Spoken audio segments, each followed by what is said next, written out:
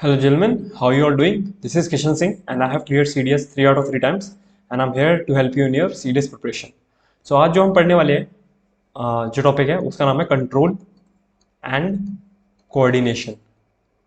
Control and coordination. तो basically इसमें हम क्या क्या पढ़ेंगे? इसमें हम पढ़ेंगे अपना नर्वस सिस्टम. ठीक है, नर्वस सिस्टम के बारे में पढ़ेंगे, ब्रेन के बारे में पढ़ेंगे, ठीक है, हॉर्मोन्स के बारे में पढ़ेंगे, ठीक है, और कुछ ग्रोथ पैटर्न्स होते हैं, ठीक है, ग्रोथ पैटर्न्स उनके बारे में पढ़ेंगे. तो फर्स्ट ऑफ ऑल हम स्टार्ट करते हैं अपने नर्वस सिस्टम के साथ. ठीक है, इसे मैं इसको बता दूं. ऑलराइट, तो हमारा नर्वस सिस्टम अब आपको पता होगा कि नर्वस सिस्टम की जो जो बेसिक यूनिट होती है वो होता है न्यूरॉन. ठीक है, न्यूरॉन. तो ये पहले हम न्यूरॉन का स्ट्रक्चर समझ लेते हैं क्योंकि वो हमारे लिए काफ़ी इंपॉर्टेंट है न्यूरॉन का स्ट्रक्चर. तो मैं यहाँ से थोड़ा सा कलर चेंज कर देता हूँ, सेकेंड. ऑलराइट, ठीक है.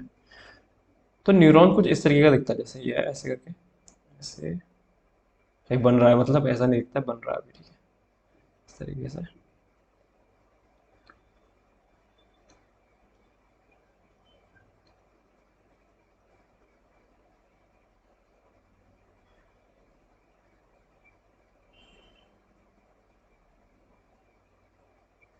ठीक है, तो कुछ इस तरीके से न्यूरॉन जो है वो आपको दिखाई देगा. एक सेकंड लगेगा बस, अभी बन जाएगा ये.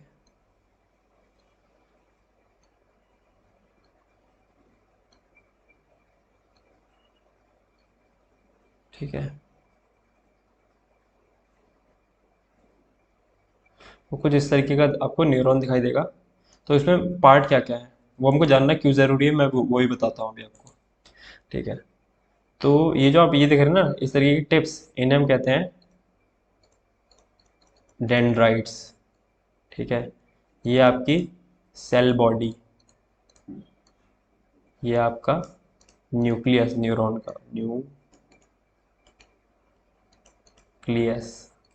ठीक है, इसे कहते हैं हम, ये जो वाला पार्ट है इसे कहते हैं हम एक्सॉन. ठीक है, और ये होती है नर्व एंडिंग. Nerve ending. फिर क्या होता है,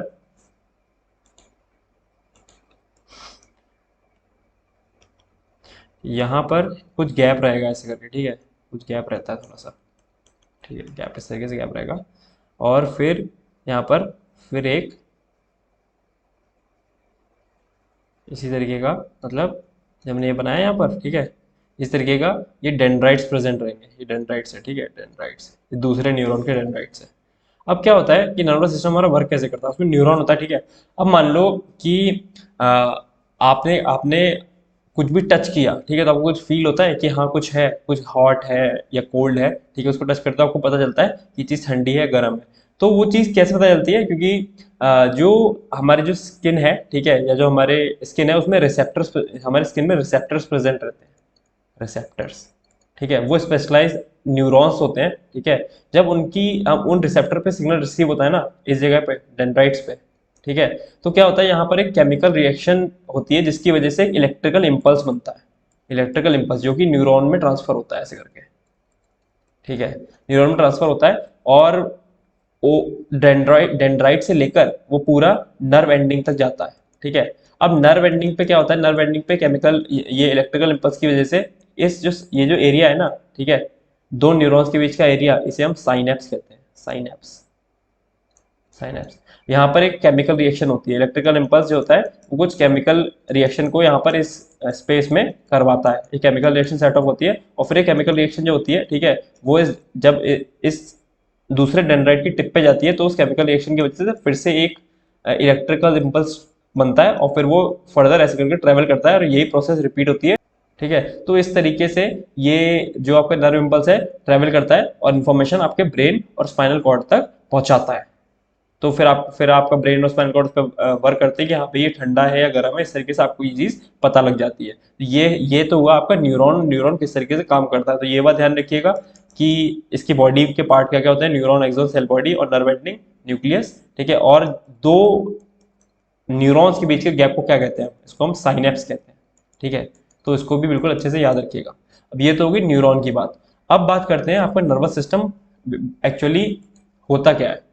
ठीक है, तो देखो आपका नर्वस सिस्टम जो है ना, नर्वस सिस्टम, ठीक है, वो दो बेसिकली वो दो पार्ट में बटा रहता है। जैसे एक को तो हम करते हैं central nervous system, central nervous system, NS का मतलब नर्वस सिस्टम है, ठीक है। और एक होता है peripheral nervous system, peripheral nervous system, ठीक है। अब जो सेंट्रल नर्वस सिस्टम होता है ना, उसके अंदर में क्या क्या आता है, उसके अंदर में आता है आपका ब्रेन और स्पाइनल कॉर्ड, स्पाइनल कॉर्ड, ठीक है। और जो आपका पेरिफेरल नर्वस सिस्टम होता है, उसके अंदर में आता है फिर से somatic, somatic PNS, peripheral somatic peripheral nervous system, और autonomous, autonomous, autonomous peripheral nervous system, ठीक है। तो जो सोमैटिक नर्वस सिस्टम होता है ना, ठीक है, जो सोमैटिक नर्वस सिस्टम होता है वो वॉलंटरी मूवमेंट्स को कंट्रोल करता है, वॉलंटरी मूवमेंट्स, ठीक है, and transmits information to central nervous system, ठीक है। जो वॉलंटरी मूवमेंट्स होते हैं ना, आप हाथ उठा रहे हो, पैर उठा रहे हो, ठीक है, कुछ काम कर रहे हो, देख रहे हो, आंखें चला रहे हो, ठीक है, तो ये जो वॉलंटरी मूवमेंट्स होते हैं, ठीक है, इसको क्या बोलते हैं, सोमैटिक नर्वस सिस्टम कंट्रोल करता है। और जो इन्फॉर्मेशन होती है ना, जैसे आपने कुछ चीज टच करी, ठीक है, अब आपने कुछ चीज टच करी, तो क्या बोलते हैं, आपको पता चल, आपको कैसे पता चलेगा कि ठंडा है गर्म है, तो इस इन्फॉर्मेशन को ये सीएनएस को ट्रांसमिट करता है, ठीक है। या फिर अगर आप हाथ पैर भी हिला रहे हो, तो उसके लिए भी मूवमेंट के लिए तो आपका मतलब ब्रेन कहीं ना कहीं रिस्पॉन्सिबल है ही, ठीक है। तो ये सोमैटिक नर्वस सिस्टम होता है, ये आपके हाथ के मूवमेंट की इन्फॉर्मेशन जो है वो सीएनएस से पहुंचाता है, ठीक है। फिर आता है ऑटोनोमस नर्वस सिस्टम, ये इनवॉलेंट्री मूवमेंट्स को कंट्रोल करता है, कंट्रोल इनवॉलेंट्री बॉडी फंक्शंस कह लो या मूवमेंट्स कह लो, बॉडी फंक्शंस। जैसे आपके पेट में खाना पच रहा है, ठीक है, वहाँ की पेट की मसल्स जो है वो काम कर रही हैं, ठीक है, कॉन्ट्रैक्शन हो रहा है पेट में, यूट्रस में हो रहा है, या फिर क्या बोलते हैं इंटेस्टाइन में जो भी मूवमेंट्स हो रहे हैं, ठीक है, उसकी उसको कंट्रोल करेगा ऑटोनोमस नर्वस सिस्टम, ठीक है, जो कि आपके इनवॉलंटरी एक्शंस को कंट्रोल करता है। अब ऑटोनोमस नर्वस सिस्टम फर्दर दो टाइप का होता है, ठीक है।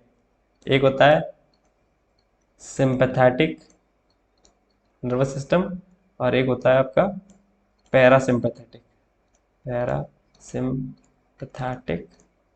नर्वस सिस्टम, ठीक है। जो सिंपैथेटिक नर्वस सिस्टम होता है ना, वो आपकी बॉडी को अराउज करता है, arouse body to spend energy, spend energy, मतलब ये आपको एक्शन में लेके आता है, आपको मतलब एकदम अराउज कर देगा आपकी बॉडी को, ताकि आपकी बॉडी काम करे, वर्क करे, ठीक है।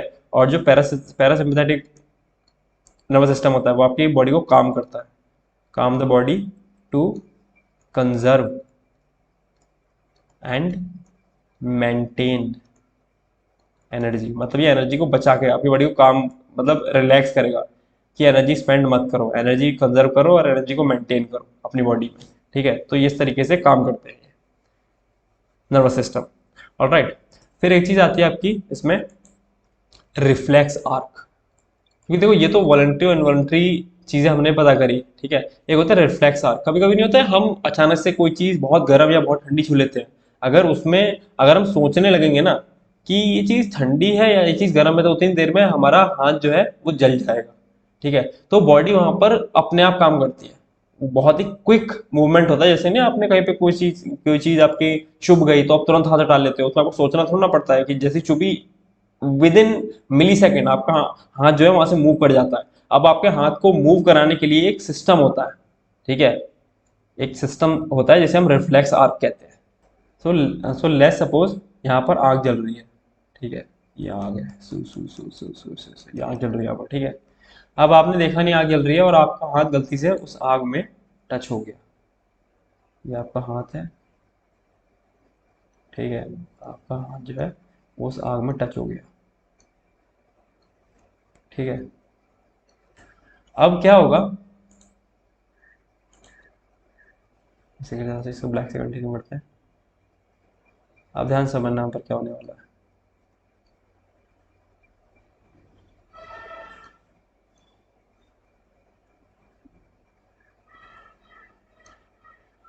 ठीक है, तो अब यहाँ पर आपके हाथ में, आपकी स्किन पे कुछ रिसेप्टर्स प्रेजेंट रहते हैं। मैंने आपको बताया था न्यूरॉन वाला, ठीक है, अभी पीछे बताया था, रिसेप्टर्स प्रेजेंट रहते हैं। तो जैसे ही आपका हाथ इस आग में टच होगा ना, रिसेप्टर में इंफॉर्मेशन रिसीव होगी भैया कि कुछ गर्म ठंडा है। जिस तरीके से भी आग से टच हो रहा है, अभी आग से टच हो रहा है, तो अभी कहेंगे कुछ बहुत ज़्यादा गर्म चीज़ टच हुई है।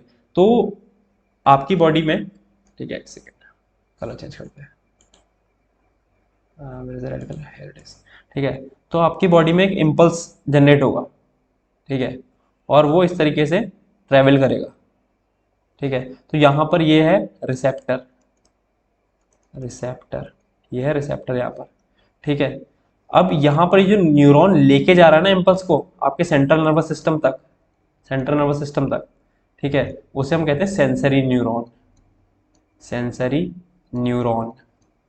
ठीक है, अब ये सेंसरी न्यूरॉन जो है ऑल द वे यहाँ तक आपकी सीएनएस यानी स्पाइनल कॉर्ड तक इसको लेके जाएगा। स्पाइन सीएनएस यानी कि आपके स्पाइनल स्पाइनल कॉर्ड तक लेके जाएगा, और ये इन्फॉर्मेशन को ये ब्रेन को भी देगा। ठीक है, ब्रेन को भी देगा इन्फॉर्मेशन। अब यहाँ पर क्या है, ये है relay, relay neuron, relay neuron. अब विद इन मिली सेकेंड्स आपको क्या होगा, सेंसरी न्यूरॉन जो है सीएनएस तक आपका इस इंपल्स को लेके गया, सीएनएस ने तुरंत, ये जो रिले न्यूरॉन होता है, इस रिले न्यूरॉन ने समझा कि क्या हुआ है यहाँ पर, और इस रिले न्यूरॉन ने तुरंत मोटर न्यूरॉन को एक्टिव कर दिया। अब ये मोटर न्यूरॉन, ये यहाँ पर मोटर न्यूरॉन, मोटर न्यूरॉन, ठीक है, मोटर न्यूरॉन तुरंत इफेक्ट में आ गया, और मोटर न्यूरॉन ने जो इन्फॉर्मेशन ली वहां से अपना सिग्नल लिया, इम्पल्स लिया, और ये यहाँ पर इफेक्टर न्यूरॉन प्रेजेंट रहता है, इफेक्टर न्यूरॉन, इफेक्टर न्यूरॉन। ठीक है, इफेक्टर न्यूरॉन को ये सिग्नल दे दिया, इफेक्टर न्यूरॉन ने तुरंत मसल्स को वापस खींच लिया, हाथ को वापस खींच लिया। तो रिसेप्टर पे हमें पता चला कि यहाँ पर आग है। ठीक है, तुरंत एक इम्पल्स जनरेट हुआ, और ये सेंसरी न्यूरॉन उसको सेंट्रल नर्वस सिस्टम तक लेके गया। सेंट्रल नर्वस सिस्टम ने रिले न्यूरॉन के थ्रू तुरंत एक्शन लिया, और रिले न्यूरॉन के थ्रू एक मोटर न्यूरॉन के थ्रू इंपल्स आया, और उसने इफेक्टर न्यूरॉन को गया। रिसेप्टर न्यूरॉन यहाँ पर था, इफेक्टर न्यूरॉन यहाँ पर है। ठीक है, इफेक्टर न्यूरॉन ने तुरंत मसल में कॉन्ट्रेक्शन किया, और मसल हमारी पीछे खिंच गई, यानी हमारा हाथ पीछे आ गया। और ये विद इन मिली सेकेंड्स होता है, आपको पता भी नहीं चलेगा, ब्लिंक ऑफ द आई में आपका हाथ टच होकर वापस आ जाएगा, इतनी स्पीड होती है इसमें। ठीक है, अगर हम सोचने लगे ना कि अरे हाथ टच हुआ है, हाथ पीछे भी खींचना है 2-3 देर में, तो हाथ जल जाएगा। ठीक है, या फिर जो भी चीज़, इस भी चीज़ पे हमने कोई ठंडी चीज़ है या किसी से चुभ रहा है, तो 3 चीज में तो हमारा काम खराब हो जाएगा। तो मैं आपको बता देता हूँ कि किस तरीके से रिफ्लेक्स आर्म काम करता है। रिसेप्टर न्यूरॉन, ठीक है, देन सेंसरी न्यूरॉन, न्यूरॉन, ठीक है, देन सेंट्रल नर्वस सिस्टम, या फिर कह लो आप स्पाइनल कॉर्ड, स्पाइनल कॉर्ड, ठीक है, then relay neuron, relay neuron, then motor neuron, motor neuron, and then effector neuron, effector neuron। ठीक है, रिसेप्टर रिसीव कर रहा है, सेंसरी न्यूरॉन लेके जा रहा है, सेंट्रल नर्वस सिस्टम उसको तुरंत पहचान रहा है क्या हुआ, रे न्यूरॉन के थ्रू वो सिग्नल भेज रहा है, मोटर न्यूरॉन सिग्नल लेके आ रहा है कि भैया हाथ हटाना है, इफेक्टर न्यूरॉन को दे रहा है, इफेक्टर न्यूरॉन इफेक्ट को जनरेट कर रहा है, यानी हाथ पीछे खींच रहा है। तो आई होप आपको पूरा ये रिफ्लेक्स आर्क अच्छे से समझ में आ गया होगा। ठीक है, ऑल राइट, फिर हम मूव करते हैं अपने, ये तो हमारा नर्वस सिस्टम की बात है, हम मूव करते हैं अपने ब्रेन वाले पार्ट पे। ब्रेन, तो जनरली आपका जो एक मोटे तौर पे कहा जाए तो ब्रेन में 3 पार्ट होते हैं। ठीक है, वैसे होते 3 ही पार्ट है, बट हाँ फिर उसके बहुत सारे सब डिवीजन हो जाते हैं। ठीक है, fore brain, mid brain, and hind brain. ठीक है, फोर ब्रेन होता है, मिड ब्रेन होता है, और हाइंड ब्रेन होता है। सबसे पहले हम बात करते हैं अपने फोर ब्रेन की कि इसका क्या क्या फंक्शन होता है। ठीक है, देखो, तो फोर ब्रेन जो होता है ना, वो thinking part of the brain होता है, यहीं से आप सोचते हो, thinking part of the brain, यहीं से आप सोचते हो कि काश, काश वो होती है। ठीक है, हाँ, और ये वॉलंटरी एक्शन को कंट्रोल करता है। Control the voluntary actions, voluntary actions. कि काश, तो आप सोचते हो काश, thinking part of the brain होता है, काश कोई होती, फिर आप उसी वॉलंटरी एक्शन से अपनी उंगलियां चलाते हो और इंस्टाग्राम पे प्रोफाइल सर्च करने लगते हो। ठीक है, वॉलंटरी एक्शन लिया आपने। ठीक है, स्टोर इंफॉर्मेशन, इंफॉर्मेशन को स्टोर करता है मेमोरी के फॉर्म में। फिर आप सोचते हो वो पल मतलब स्टोर इन्फॉर्मेशन तो आप पढ़ते हो, ठीक है, वो भी सब, जो भी आप इन्फॉर्मेशन आपके ब्रेन में स्टोर होती है मेमोरी के फॉर्म में, वो फोर ब्रेन में स्टोर होती है। ठीक है, फिर जो डिफरेंट जो इम्पल्सेस होते हैं ना, receive sensory impulse, receive sensory impulses from various parts of the brain and integrated, integrated. ठीक है, तो जो डिफरेंट सेंसरी इम्पल्सेस होते हैं ना, जैसे अभी तो हमने बहुत ही एक्सट्रीम केस लिया था रिफ्लेक्स आर्क वाला। रिफ्लेक्स आर्क मतलब है almost same he, but reflex arc में हमें सोचना नहीं पड़ता, वो तुरंत अपने आप हो जाता है। बट जो हम बाकी काम करते हैं, ठीक है, कोई चीज़ को उठाना है, किसी चीज़ को रखना है, तो एक सेंसरी इम्पल्स आ रहा है ना कि अब ये चीज़ उठेगी, तो ब्रेन आपका इंटीग्रेट करेगा और आपकी मसल को मूव करने में हेल्प करेगा। ठीक है, तो वो भी फोर ब्रेन ही करता है। ऑलराइट, जैसे आपने कोई चीज़ उठाई, उसको उसको उठाया, अब जब उठा रहे हो ना, तो इन्फॉर्मेशन तो जा ही रही है आपके ब्रेन में, आपका ब्रेन उसको वापस से इंटीग्रेट कर रहा है। ठीक है, उसको वापस भेज रहा है कि हाँ भैया अब ये मसल चलनी है, मूव करनी हो, तो सब आपके ब्रेन की उससे ही रहा है। ठीक है, तो ये receive sensory impulses from various parts of the brain and integrate it. ठीक है, और इसमें एक चीज़ और आती है, एक सेंटर होता है, सेंटर एसोसिएटेड विथ हंगर। आपको भूख लगती है, आपको प्यास लगती है, आपको नींद आती है, तो ये किस सेंटर से एसोसिएटेड होता है, कौन सेंटर करवाता है, क्या क्या पार्ट होता है ब्रेन को करवाता है, इसको हम कहते हैं हाइपोथैलेमस। हाइपोथैलेमस ये ब्रेन का पार्ट होता है जो कि आपको भूख लगाता है, प्यास लगाता है और आपको नींद लाता है। ठीक है, ये होता है हाइपोथैलेमस। ठीक है, ये तो ये हमारे फोर ब्रेन की बात। अब बात कर लेते हैं अपने मिड ब्रेन की। ठीक है, तो मिड ब्रेन बेसिकली आपका एक पार्ट आता है, इसे हम कहते हैं सेरिबेलम। ठीक है, सेरिबेलम का काम क्या होता है, कंट्रोल पॉस्चर एंड बैलेंस। और जो प्रिसीजन होता है ना, जो आपकी कोई एक्शन कर रहे हो वो आप कितना प्रिसाइज कर रहे हो, प्रिसीजन ऑफ वॉलंटरी एक्शंस। तो आपने देखा है ना, जो लोग वाइन वगैरह पीते हैं, जो अल्कोहल कंज्यूम करते हैं, अल्कोहल कंज्यूम करने के बाद ना तो सीधा चल पाते हैं, ठीक है, उनका पॉस्चर भी बिगड़ जाता है, उनका बैलेंस भी बिगड़ जाता है, उनका वॉलंटरी एक्शन करने का प्रिसीजन भी बिगड़ जाता है। ठीक है, वो वो मोबाइल उठा के बोलते हैं तेरे भाई ने जाम उठाया, ग्लास उठाया। ठीक है, तो मतलब उनका प्रिसीजन जो होता है, उठा ही नहीं पा रहे हैं, कुछ भी कर ही नहीं पा रहे हैं, ग्लास हाथ से कांप रहे हैं, ग्लास हाथ नहीं उठा पा रहे हैं, मतलब बहुत सारी जो प्रिसीजन होता है उनके वॉलंटरी एक्शन का, वो बिगड़ जाता है। जो लोग वाइन वाइन पीते हैं, तो अल्कोहल क्या करता है, अल्कोहल सेरिबैलम के फंक्शन के साथ छेड़छाड़ कर देता है। ठीक है, वो सेरिबैलम को एक तरीके से उसके फंक्शनिंग में डिफेक्ट ला देता है, जिसकी वजह से क्या होता है कि पोस्चर बैलेंस वगैरह सब बिगड़ जाता है। सेरिबैलम में आपका पोस्चर वगैरह कंट्रोल करता है, अगर वही बिगड़ जाएगा तो फिर काम खराब हो जाएगा ना। ठीक है, फिर आते हैं हाइंड ब्रेन के बारे में। हाइंड ब्रेन, ठीक है, हाइंड ब्रेन में आपका एक पार्ट होता है मेड्यूला, मेड्यूला। ठीक है, मेड्यूला से कलर बदल लेते हैं, क्या हो गया, कलर बदल लेते हैं। ठीक है,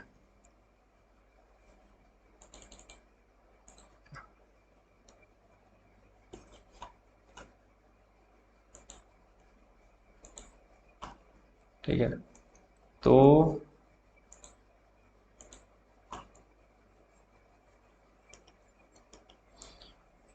मेडुला का काम क्या होता है ना, मेडुला आपके ब्लड प्रेशर को कंट्रोल करता है, ब्लड प्रेशर को कंट्रोल करता है।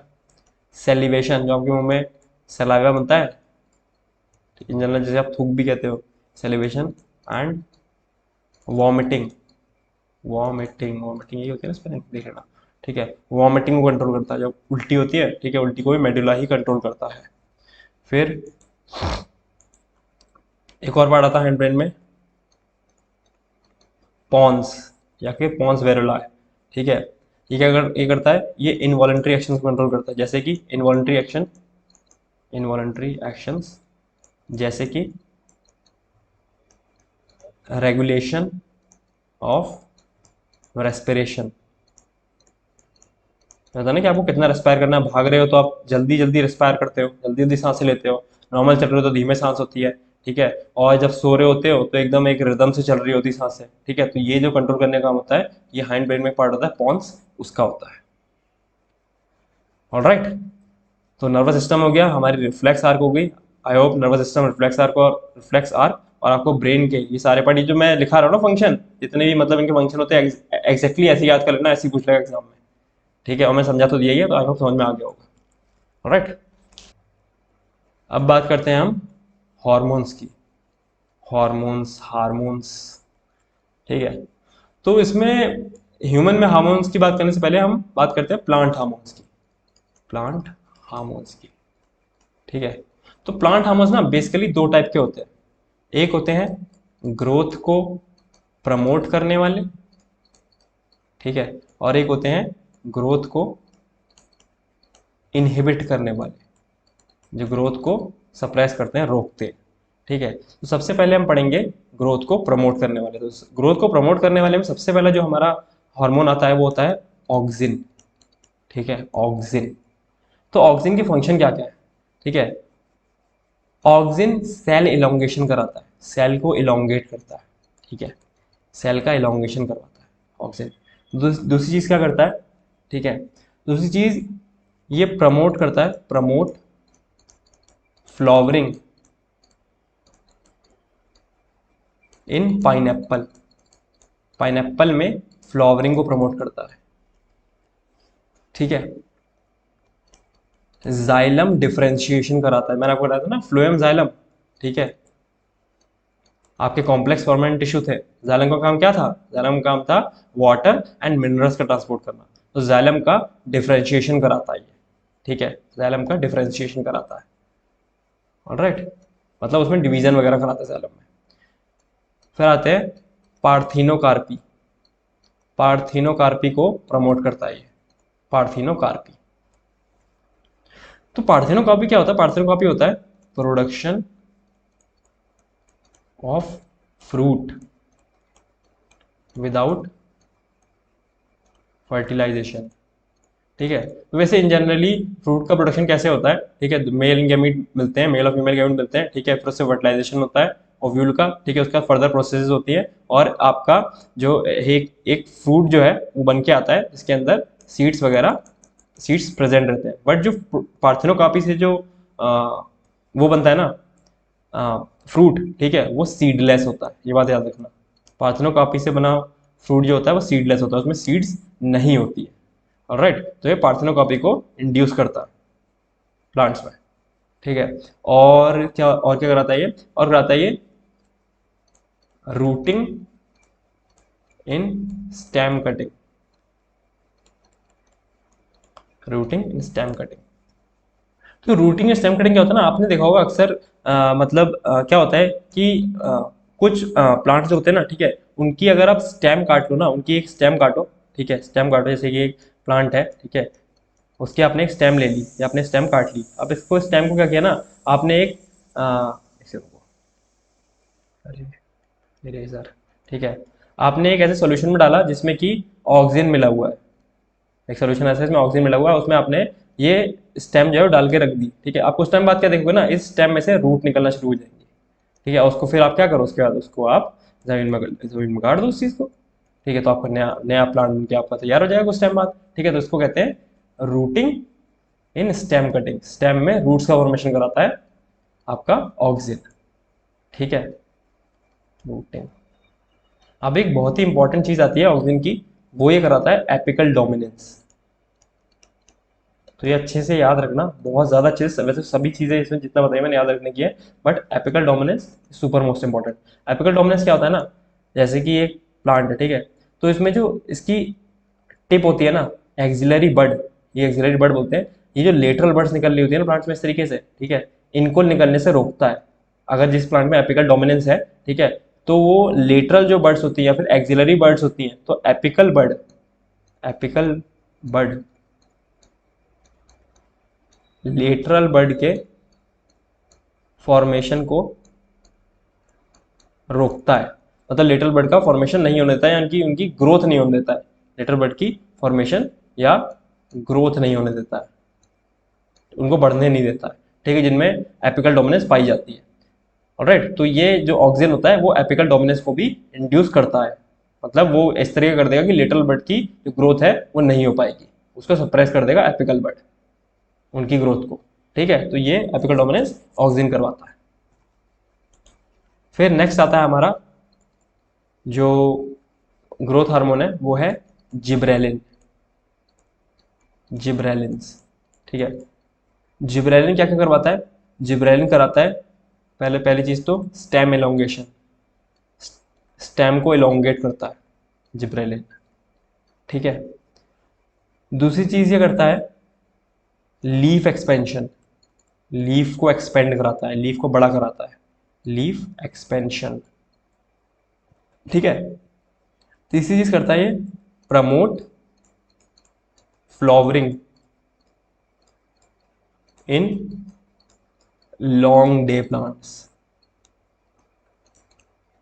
ठीक है, long day plants, long day plants क्या होते हैं? लॉन्ग डे प्लांट्स को 12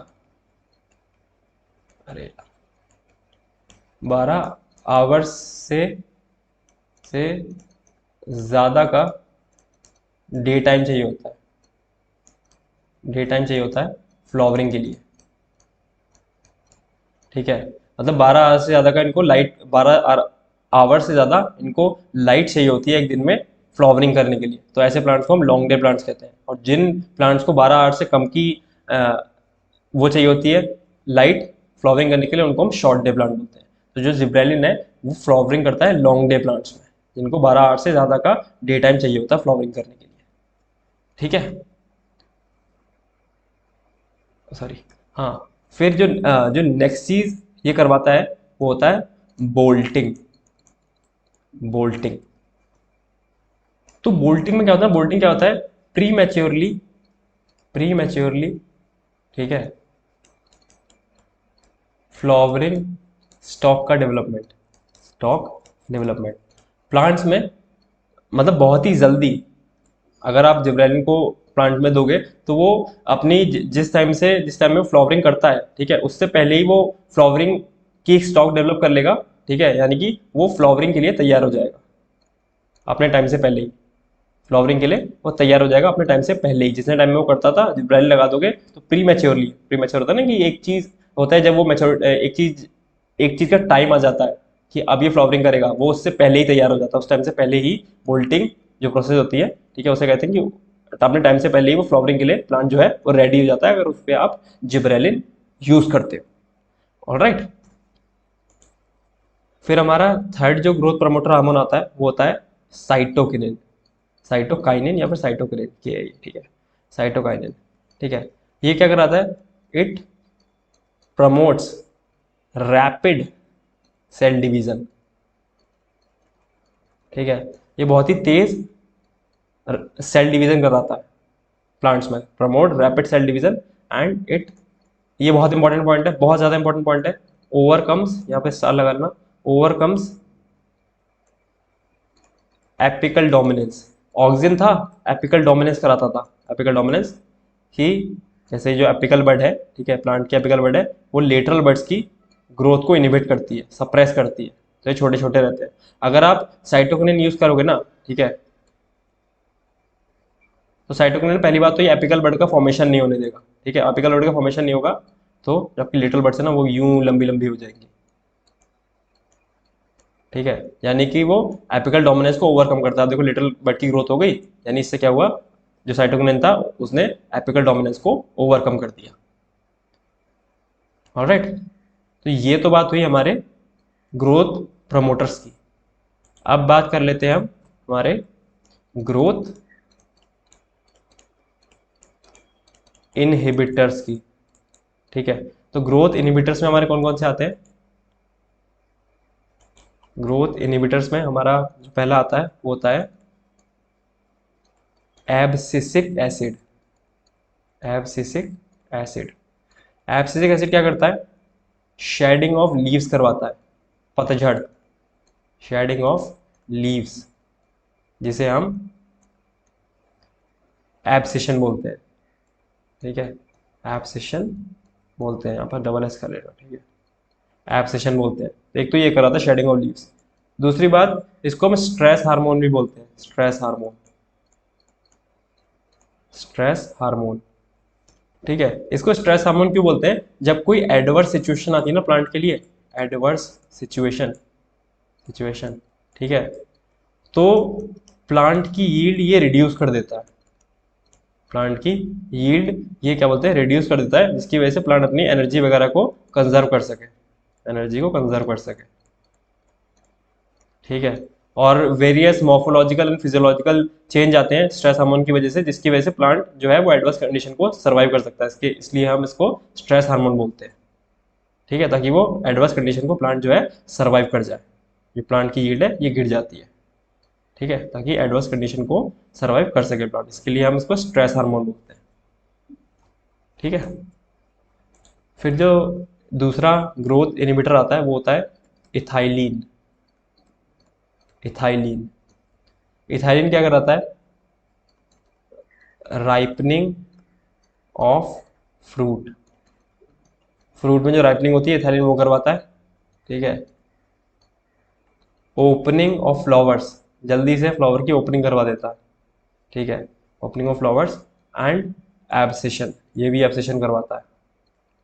ठीक है, सिनेसेंस करवाता है ये, सिनेसेंस, सिने, रुक जाओ, सिनेसेंस, सिनेसेंस क्या होता है? जैसे कि अब आपने देखा होगा कि हर किसी की, प्लांट हो चाहे वो चाहे एनिमल हो, ठीक है, एज के साथ जैसे जैसे वो बढ़ते हैं ना, ठीक है, वैसे वैसे उनकी बॉडी जो है वो डिटोरिएट होती है और एक टाइम के बाद जाके उनकी डेथ हो जाती है। सिनेसेंस में क्या करता है ये? ठीक है, ये चीज, ये काम जल्दी करवा देता है, डिटेरियोरेशन। ठीक है, प्लांट का डिटेरियोरेशन ये जल्दी करवाता है, जल्दी उनकी डिटोरिएट हो जाती है जो प्लांट की बॉडी है। ठीक है, उसमें वो जल्दी डिटोरिएट होने लगती है। तो ये सिनेसेंस इसे कहते हैं, डिटोरिएशन करवाता है ये प्लांट की बॉडी का, सिनेसेंस। ठीक है, फिर क्या कहता है? इनिशिएट फ्लावरिंग इन पाइनएप्पल। ठीक है, तो ये इनिशिएट करवाता है पाइनएप्पल में फ्लावरिंग। जो हमारा ऑक्सिन था वो प्रमोट करवाता था फ्लावरिंग को, ये इनिशिएट करवाता है, शुरू करवाता है। ठीक है, पाइनएप्पल में फ्लावरिंग। और ये इंड्यूस करता है फ्लावरिंग इन, इंड्यूस फ्लावरिंग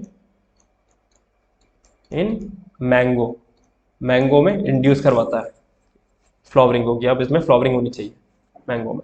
ठीक है, और ये सब चीज़ें हैं ना, ये सब चीज़ें हैं कि बेसिकली ये जल्दी करवाते हैं। अगर एक नॉर्मल प्लांट की बात करें तो उसमें समय से होती है चीज़ें, बट हाँ, ये जो चीज़ें राइपनिंग ऑफ फ्रूट ये जल्दी करवा देता है, ओपनिंग ऑफ फ्लावर जल्दी करवा देता है। ठीक है, फ्लावर, इंड्यूस फ्लावरिंग जल्दी करवा देता है। ठीक है, पाइनएप्पल में इनिशियल फ्लावरिंग जल्दी करवाता है, मतलब ये टाइम से पहले करवा देते हैं ये चीज़।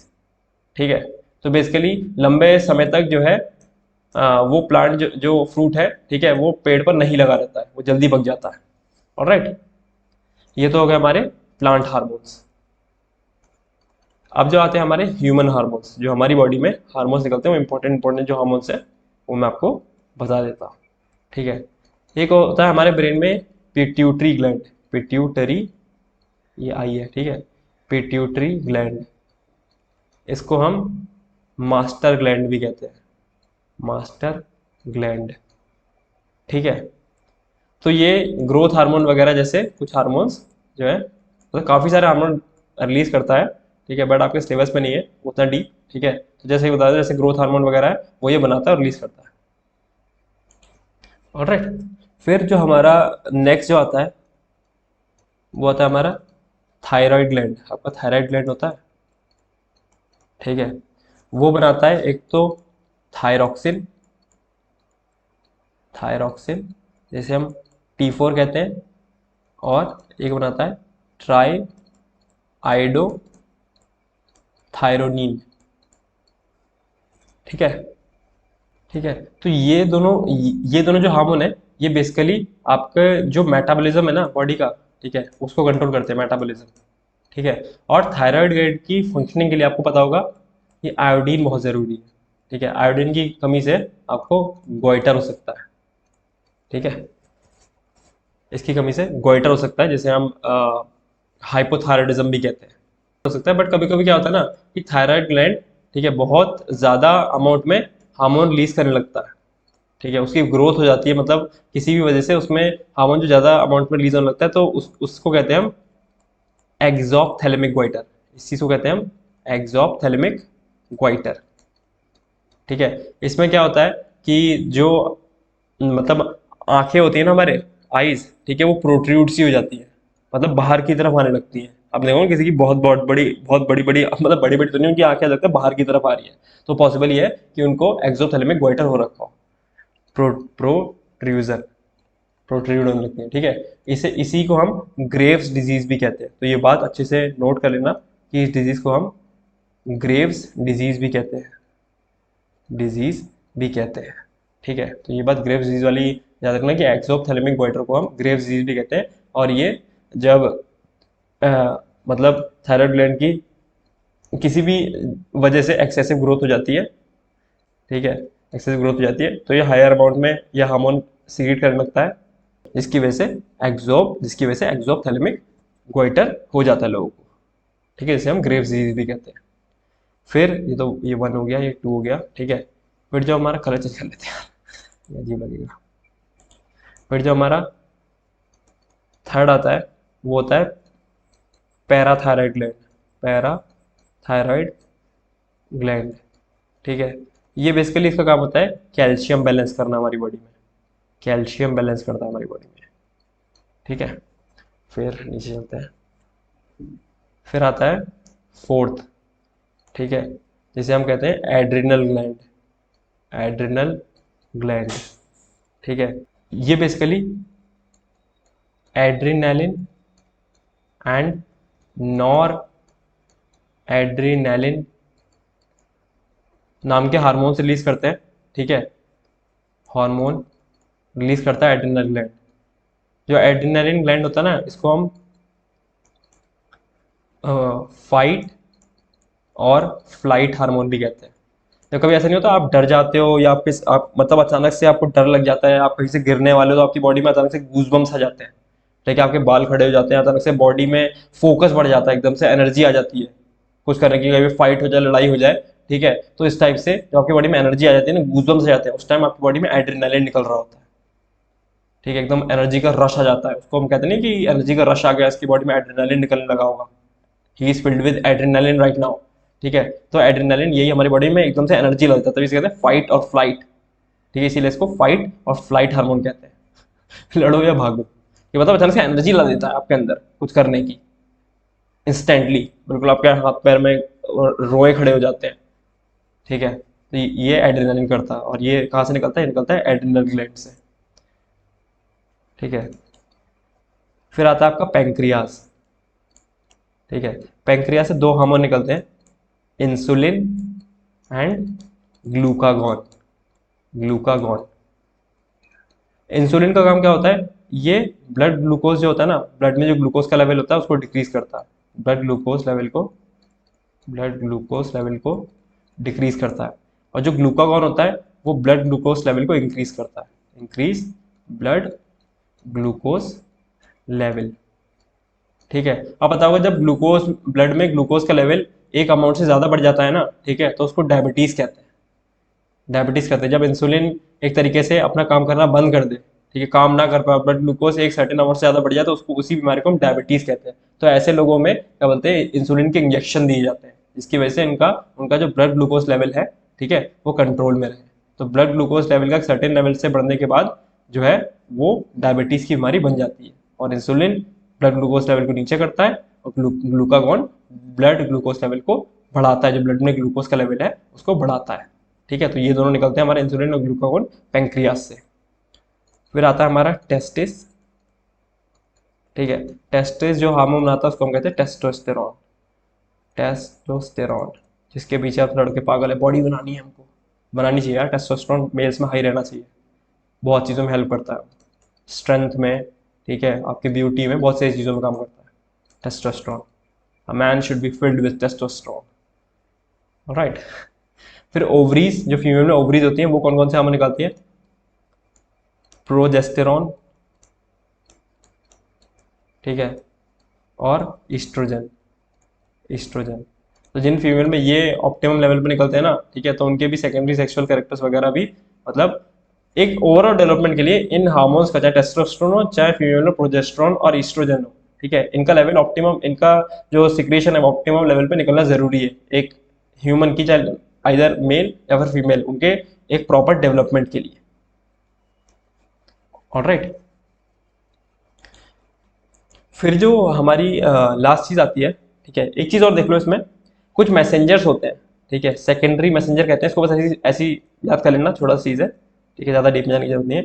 सेकेंडरी मैसेंजर होते हैं, ठीक है, जो हमारी बॉडी में ये इन हार्मोन्स के लिए यूज होते हैं कि इन हार्मोन्स को निकलना है या बंद करना है, ठीक है, उनके लिए कुछ सेकंड प्राइमरी मैसेंजर भी होते हैं, कुछ सेकेंडरी मैसेंजर होते हैं, वो ज्यादा इंपॉर्टेंट है, ठीक है, जैसे कि साइक्लिक एएमपी, मतलब ये हार्मोन्स को निकलवाना है, रोकना है, उसके लिए ये यूज होते हैं, cyclic AMP, IP3, calcium 2 positive, ठीक है, तो बस यही नाम याद कर लेना कि सेकेंडरी मैसेंजर होते हैं, ठीक है, इससे ज़्यादा आपको इसमें जानने की जरूरत नहीं है, ठीक है, बस इसको याद कर लेना, secondary messenger cyclic AMP, IP3 और कैल्शियम 2 पॉजिटिव होते हैं। अगर क्वेश्चन पूछेगा तो यहीं से आएगा सेकेंडरी मैसेंजर कौन से हैं इसमें से, और बस आपका खत्म हो जाएगा, वो नंबर मिल जाएंगे, उसकी टेंशन होती है, ठीक है। फिर होते हैं कुछ ग्रोथ पैटर्न्स होते हैं, फटाफट हम इनको भी देख लेते हैं, जो मैंने आपको बताया था ग्रोथ पैटर्न्स, ठीक है, ग्रोथ पैटर्न्स, ठीक है।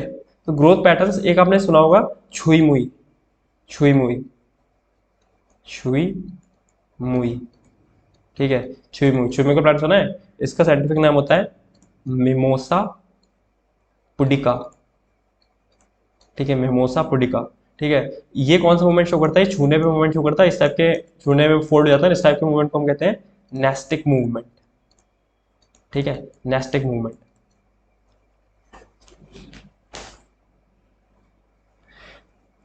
फिर एक आता है जियोट्रोपिज्म, जियोट्रोपिज्म, इसमें क्या होता है, जो आपने देखा होगा कि स्टेम जो, या जो शूट जो होती है वो जमीन से ऊपर की तरफ आती है और रूट जमीन की तरफ जाती है, ठीक है, अपवर्ड ग्रोथ मूवमेंट तो नहीं,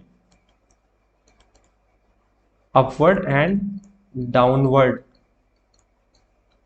growth of shoot and roots respectively